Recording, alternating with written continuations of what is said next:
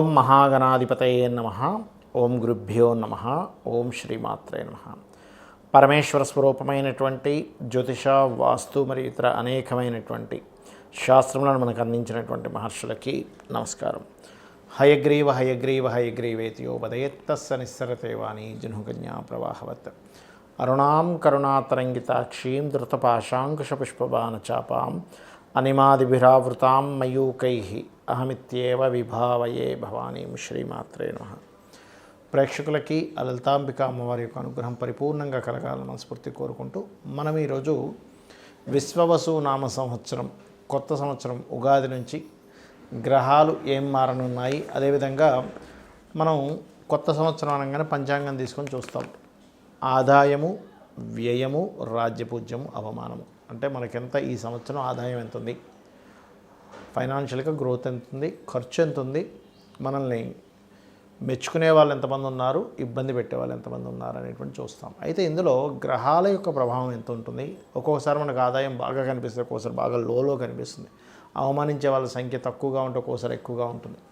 మరి దీన్ని ఇలాగే అనుభవించాలా, దీనికి ఏదైనా మనం కొన్ని చిన్న చిన్న పరిహారాలు చేసుకొని కూడా, చాలా పరిహారాలు ఉంటాయి, అందులో నేను మీకు కొన్ని చెప్తాను, చేసుకుంటూ కూడా మనం దీని నుంచి అధిగమించవచ్చా అనేటువంటి విషయాలు తెలుసుకుంటూ, అదేవిధంగా ఈ సంవత్సరం మనకి మేజర్ ప్లానెట్స్ అయినటువంటి రాహుకేతువులు మనకి రాహు కుంభంలోకి, కేతు సింహంలోకి మార్పు చెందుతున్నారు.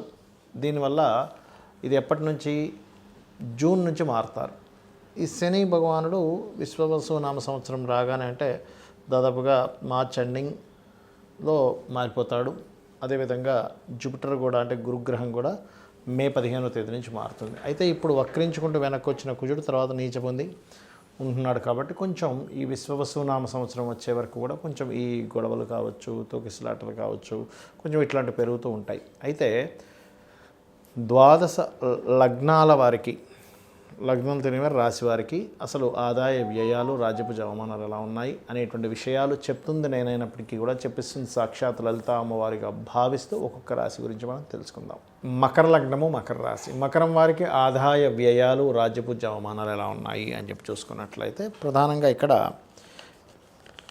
మనం పంచాంగం తీయగానే మనం చూసేది పంచాంగంలో అది ఎలా ఉందనే చూస్తాం. మరిది చాలామంది అది చూసినప్పుడు అయ్యో నాకు ఆదాయం తక్కువగా ఉంది, వ్యయం ఎక్కువగా ఉంది, ఎలాగని కంగారు పడతారు, ఏమి టెన్షన్ రాస్తాం లేదు. ఎందుకంటే మకరం వారికి కూడా ఆదాయం ఈజ్ 8, వ్యయం 14గా చూపిస్తుంది. అంటే మీకు వ్యయం కలిగేటువంటిది ఏదైతే ఉందో అది ఎప్పుడైతే 14గా మారిందో ఇక్కడ ఖర్చులు ఎక్కువ ఉన్నాయని అర్థం. ఆదాయం 8గా ఉంది. దీన్ని మరి ఎట్లాగా పెంచుకోవాలి? సర్వసాధారణంగానే మకరం వారికి లక్ ఏంటంటే ఏలినాటి శని అయిపోతుంది. సో అక్కడ కొంతవరకు మీరు సేఫ్ అయ్యారు. కాకపోతే ఇక్కడ ఈ శని అధిపతి శని అయ్యాడు కాబట్టి మొదటి 2-3 నెలలు ఏదైనా ప్రాపర్టీ విషయంలో ఇన్వెస్ట్మెంట్ చేసేటప్పుడు, ప్రాపర్టీకి సంబంధించిన విషయంలో ధనం పెట్టేటప్పుడు కొంత జాగ్రత్తగా ఉండండి. ఇది మెయిన్గా గుర్తుపెట్టుకోండి. అదేవిధంగా మీకు సంపాదన పెరగాలి, వ్యయం తగ్గాలి అంటే కనుక మీరు చేయవలసింది మకరం వారు కాస్త శనగలు దానంగా ఇవ్వడం, గోవుకి అరటికాయలు తినిపించడం చేస్తూ ఉండండి.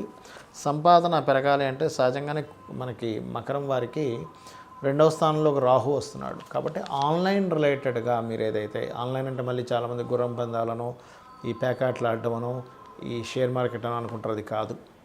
మీరు చేసేటువంటి వ్యాపారం ఏదైతే ఉందో ఆ వ్యాపారంలో ఇప్పుడు ఇవాళ రేపు గూగుల్ యాడ్స్ అనో, లేకపోతే ఇంకోటి ఇన్స్టానో, యూట్యూబ్లో మీ యాడ్స్ డిస్ప్లే చేయడమో ఇట్లాంటివి ఉంటూ ఉంటాయి. కాల్స్ అంటే కస్టమర్ని మీరు మీ దగ్గరికి తెచ్చుకునేటువంటి మార్గాల్లో ఆ రూట్లో 2వ స్థానంలో రాహు ఉన్నాడు. కాబట్టి ఆన్లైన్ త్రూ లేదా విదేశీ లో ఉండేటువంటి కస్టమర్స్ని ఎక్కువగా మీరు కనెక్ట్ అవ్వడం లాంటివి జరుగుతూ ఉంటాయి. ఇది మెయిన్గా గుర్తుపెట్టుకోండి. అలాగే ఈ మకరం వారికి మరి రాజ్యపూజ అవమానం కూడా చూసుకున్నట్లయితే 4, 5గా ఉంది. ఈ 4, 5 అన్నప్పుడు మెచ్చుకునే వారి సంఖ్య 4 అయితే అవమానించే వారి సంఖ్య 5. కాబట్టి మెచ్చుకునే వారి సంఖ్య కొంచెం పెరగాలి మీకు అని అనుకుంటే కనుక మకరం వారి కాస్త అమ్మవారి ఆరాధన చేసుకోవడము, మరి అవమానించే వారి సంఖ్య తగ్గాలి అని అనుకుంటే కాస్త మీరు దక్షిణామూర్తి యొక్క స్తోత్ర పఠనము, అదేవిధంగా నువ్వులు దానంగా ఇవ్వడం చేస్తూ ఉంటే కూడా చాలా మటుకు మార్పు వస్తుంది.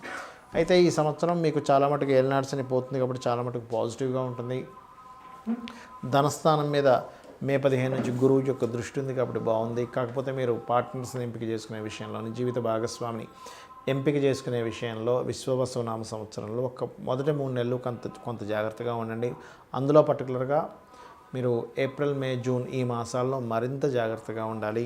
ఈ మకరం వారికి అష్టమంలో కేతు వస్తున్నాడు కాబట్టి ఈ పూర్వీకుల ఆస్తులకు సంబంధించిన విషయంలో జూన్ నుంచి కొంతవరకు కొంత జాగ్రత్తగా ఉంటూ ఏదైనా రీసెర్చ్ చేసేటువంటి అంశాల్లో కూడా కొంత జాగ్రత్త వహించాలి అనేటువంటి చాలా స్పష్టంగా గోచరిస్తుంది.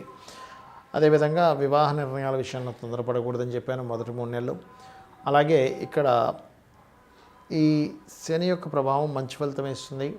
అయితే ఎవరితోనైనా కమ్యూనికేట్ చేసేటప్పుడు ఎంతైనా సరే గురువు రాసుల్లో ఉండే శని కాబట్టి ఎవరితోనైనా మాట్లాడేటప్పుడు, కమ్యూనికేట్ చేసేటప్పుడు, ఇచ్చిపుచ్చుకోవడాలు, అగ్రిమెంట్స్ రాసుకునేటువంటి విషయంలో మకరం వారు చాలా జాగ్రత్తగా, చాలా కేర్గా ఉండండి. ఇది గుర్తుపెట్టుకోండి. ఇక మీరు చేయవలసినటువంటి దేవతా ఆరాధన ఏమిటి అని చెప్పి చూసుకున్నట్లయితే ప్రధానంగా ఇక్కడ మీరు ఒకటే దేవతా ఆరాధన విషయంలో ఎంత మీరు అమ్మవారి యొక్క ఆరాధన, లలితా సహస్రనామాలు ఎంత మీరు రెగ్యులర్గా చాంటింగ్ చేస్తుంటే అంత బాగుంటుంది. ఈ 3 నెలలు మాత్రం, మొదటి 3 నెలలు మాత్రం కొంచెం గోవులకి క్యారెట్స్ తినిపించడము, కందులు దానంగా ఇవ్వడం చేయండి. అన్ని విధాలా మీకు బాగుంటుంది. ఇక్కడ ఈ శని యొక్క మార్పు వల్ల చాలామంది చూసుకునేది ఏంటంటే ఏలినాటి శని వస్తుంది కదా, లేదా అర్ధాష్టమ శని వస్తుంది, అష్టమ శని వస్తుంది, లేకపోతే శని అయిపోతుంది అని కొంతమంది హ్యాపీగా ఉంటే, కొంతమంది ఏమో రాబోతుంది అనేటువంటి దాంట్లో ఉంటారు. అందులో ముఖ్యంగా మేషం వారికి ఏలినాటి శని రాబోతుందని, మీనం వారికి రాశిలోకి వచ్చాడని శని, కుంభం వారికేమో శని ధనస్థానంలోకి వెళ్ళాడని, వీళ్ళు ముగ్గురు కొంచెం మార్పుని గమనిస్తూ ఉంటారు. అయితే ఇక్కడ మీకు చెప్పేది ఒకటే, శని ఎక్కడున్నా అంటే మీ జన్మజాతకంలో ఎనీ హౌస్ గుర్తుపెట్టుకోండి, ఆ హౌజ్కి సంబంధించిన విషయంలో కొంచెం స్ట్రెస్ అవుతూ ఉంటుంది. గుర్తుపెట్టుకోండి. లగ్నం నుంచి ఎన్నో స్థానంలో ఉన్నా, కాకపోతే కొన్నిసార్లు ఏమవుతుందంటే మీకు కొన్ని సందర్భాల్లో ఈ శని భగవానుడు ఇచ్చేటువంటి రిజల్ట్స్ ఒక్కోసారి పాజిటివ్గా కూడా ఇస్తాడు. గుర్తుపెట్టుకోండి. ఎప్పుడూ నెగిటివ్గా ఉంటుందని రూల్ లేదు. కాకపోతే పాజిటివ్గా ఇవ్వాలి అంటే మీరు చేయవలసింది ఏమిటి తెలుసుకోండి ముందుగా. ఇక్కడ ఇంకొక విషయం చెప్పి నేను మీకు పరిహారం చెప్తాను శనికి సంబంధించిన విషయంలో. ఒకటి, శని నడుస్తుంది కదా, వివాహం అవ్వదు అనుకుంటే తప్పు. శని భగవానుడు నడుస్తున్నాడు కదా, ఎక్కడ కూడా మీకు వివాహంతో పాటు సంతానం కలగదేమో అనుకుంటే కూడా తప్పు. రాజకీయంగా రాణించాలనుకుంటే కూడా తప్పు. ఎందుకంటే ఇక్కడ ఎప్పుడు కూడా శ్రమకారకుడు. ఉద్యోగాలు వస్తాయి, వివాహాలు అవుతాయి, రాజకీయంగా రాణించడం జరుగుతుంది, సంతానం కూడా కలగడం జరుగుతుంది. కాకపోతే ప్రతిదీ కూడా కొంచెం స్ట్రెస్ఫుల్గా వెళ్తూ ఉంటుంది, పెయిన్ఫుల్గా వెళ్తూ ఉంటుంది. ఇది కొంచెం చూసుకోవాలి, గుర్తుపెట్టుకోండి. మరొక విషయం ఏంటంటే ఇక్కడ గమనించుకున్నట్లయితే ఈ యొక్క ప్రభావం ఏదైతే ఉందో శనికి సంబంధించిన ప్రభావం, పర్టికులర్గా మీరు ఎవరైతే రెగ్యులర్గా అంటే ఏలినాటి శని, అర్ధాష్టమ శని, అష్టమ శని నడిచేటువంటి వారు, లేదా శని దశ నడుస్తుంది కొంతమందికి ఆ శని దశ, శని మంచి పొజిషన్లో ఉంటే మంచి ఫలితాలు కూడా ఇస్తాడు, బ్యాడ్ పొజిషన్లో ఉంటే ఆ 19 years ఆఫ్ శని దశ ఇబ్బంది పడుతూ ఉంటారు. దీనికి పరిహారం ఏమిటి అంటే, ఫస్ట్ ఆఫ్ ఆల్ మీరు నిత్యము ఉదయము సాయంత్రము దీపారాధన చేయడం ప్రారంభించండి. ఒకటి. రెండవది, వీటితో పాటు ఇందాక మనం చెప్పుకున్నటువంటి ఏలినాటి శని, అర్ధాష్టమ శని, అష్టమ శని నడుస్తున్నటువంటి వారు మధ్యాహ్నం పూట నిద్రపోకండి. ఇది చిన్నపిల్లలకి, స్త్రీలకి, లేనట్లయితే ముసలి వాళ్ళకి ఇది వర్తించదు. యువకులకి అంటే దాదాపుగా ఒక 15 years ఆఫ్ ఏజ్ నుంచి దాదాపుగా 50 to 55 వరకు కూడా ఇది మధ్య వయస్కులకు కూడా ఇది వర్తిస్తుంది. యువకులకి, మధ్య వయస్కులకు కూడా మధ్యాహ్నం పూట నిద్రపోకండి. ఇక నైట్ డ్యూటీస్ చేస్తాము, పొద్దున్న కాసేపు నిద్రపోదామంటే దట్ ఈస్ డిఫరెంట్ థింగ్. మీరు నైట్ డ్యూటీ చేసే వాళ్ళ గురించి కాదు ఇది. కానీ రెగ్యులర్ డ్యూటీ చేసేవారు ఈ సమయాల్లో నిద్రపోతే మీకు ఎఫెక్ట్ ఇస్తుంది, శాటర్న్ యొక్క ఎఫెక్ట్ ఇస్తుంది. లేదంటే పొద్దున్నే 4 o'clock లేస్తానండి, నేను పని ఉంటుంది, మధ్యాహ్నం కోసం పడుకోవాలంటే దట్ ఈస్ డిఫరెంట్ థింగ్. అది. మూడవది ఏంటంటే గోవుకి ఎక్కువగా బెల్లము తినిపిస్తూ ఉండండి. మీరు ఎంత గోవులకు బెల్లం తినిపిస్తూ ఉంటే శని ప్రభావం అంత తగ్గుతుంది. మరొకటి, దగ్గరలో శివాలయం ఏదైనా ఉన్నట్లయితే నూనెని చక్కగా దీపారాధనకు వాడేటువంటి నూనెని తీసుకొని వెళ్ళి శివుడికి అక్కడ దీపారాధనకి వాడుకోమని ఇవ్వండి. ఇది మెయిన్గా గుర్తుపెట్టుకోండి. దీంతోపాటు మరి కొంతమందికి కాలసర్ప దోషం ఉంది కదండి నాకు అంటూ ఉంటారు. కానీ ఈ మధ్య నేను చూస్తున్నాను కదా చాలామందికి వాళ్ళు కాలసర్ప దోషం ఉందని నాకు చూపిస్తారు, తిరగల్సిన రోజు కాలసర్ప దోషం ఉండదు. ఒకటే గుర్తుపెట్టుకోండి, కాలసర్ప దోషము ఎవరికి చూడమని చెప్పారంటే జన్మజాతకాన్ని చూడమని చెప్పలే అసలు. మీకు ఒకవేళ అంతగా కాలసర్ప దోషం వల్ల ఇబ్బంది పడుతున్నాను అని అనుకుంటే కాళహస్తికి వెళ్ళిరండి, ఈశ్వరానుగ్రహంతో ఆ దోషం తగ్గిపోతుంది. ఒకటి, ప్రపంచ దేశాలకి ఏం జరుగుతాయి, అసలు దేశంలో కరువు వస్తుందా, సునామీ వస్తుందా, ఒక జబ్బు వస్తుందా, యుద్ధం వస్తుందని చెప్పడానికి కాలసర్ప దోషం వాడమని చెప్పారు. అయితే ఇక్కడ మీకు మీరుగా చూసుకోవడానికి కాలసర్ప దోషం ఎప్పుడు కూడా, ఇప్పుడు ఉదాహరణకి రాహువు కేతు ఇలా సమసప్తకాల్లో ఉంటారు కదా, ఈ సమసప్తకాల్లో రాహుకేతువులు ఉన్నప్పుడు అంటే ఎక్కడున్నా కూడా మేషం నుంచి మీనం వరకు రాహు ఎక్కడున్నా కేతు ఎక్కడున్నా కూడా ఇలాగే 1/7 యాక్సెస్లోనే ఉంటారు వీళ్ళు. అంటే ఇక్కడ కానీ ఇలా కానీ లేకపోతే ఇలా, అంటే దాదాపుగా ఇలా కానీ మొత్తం మీద ఆ రకంగా ఉన్నప్పుడు ఈ రాహుకేతువులకి మొత్తం ఒకవైపు గ్రహాలన్నీ, అంటే రాహు నుంచి కేతు వరకు మొదలు పెట్టుకుంటే ఇలాగ అన్ని గ్రహాలు వచ్చేసాయి, లేకపోతే ఒక దగ్గర అన్నీ కూడి ఉండిపోయాయి, ఒకవైపు ఏ గ్రహం కూడా లేదు, దాన్ని కాలసర్ప దోషము అంటారు. సింగిల్ గ్రహం బయట ఉన్నా అది క్యాన్సిల్ అవుతుంది, గుర్తుపెట్టుకోండి. ఇది దోషం. అంతేగాని చాలామంది ఏం చేస్తున్నారు, ఏమంటే నాకు ఉందంట అని చెప్పారని చూస్తే 2 గ్రహాలు ఒక గ్రహం బయట ఉంటుంది, మిగతా గ్రహాలు అక్కడ ఉంటాయి. అది కాదు. సో ఫస్ట్ అది తెలుసుకోండి.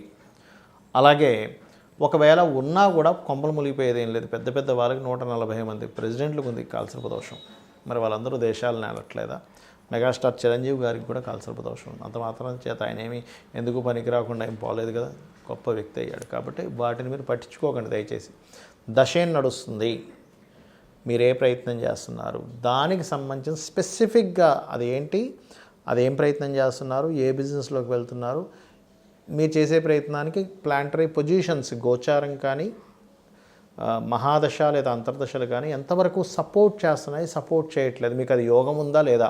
యోగం ఉన్నప్పుడు ట్రై చేయడం వేరు, యోగం లేనప్పుడు ట్రై చేయడం వేరు. అంటే ఉదాహరణకి తిరుపతికి వెళ్తున్నాం, అసలు ఆ రూట్లో తిరుపతి ఉంటే కదా మీరు వెళ్ళి ప్రయాణం చేసినా సరే మీరు ఆ తిరుపతికి వెళ్ళేది, అసలు ఆ రూట్లో తిరుపతే లేదు, ఎంత దూరం అని ప్రయాణిస్తారు, దాన్నే యోగం అంటారు. ఆ రూట్లో తిరుపతి ఉంటే కాదండి ఇంకొంచెం దూరం వెళ్తే రీచ్ అవుతామని చెప్పుకోవచ్చు, అసలు లేదు, పరిస్థితి ఏంటి. కాబట్టి ఏంటంటే ఇక్కడ నేను చెప్పేది ఒకటే, మీరు నిత్యము లలిత అమ్మవారి యొక్క స్తోత్ర పఠనం చేయండి, ఖచ్చితంగా మీకు అన్ని విధాలా బాగుంటుంది. ఆ లలితాంబిక అమ్మవారి యొక్క అనుగ్రహం మీకు పరిపూర్ణంగా కలగాలని, ఈ విశ్వవసు నామ సంవత్సరం మీకు అన్ని విధాలా బాగుండాలని కోరుకుంటూ శ్రీమాత్రే నమః.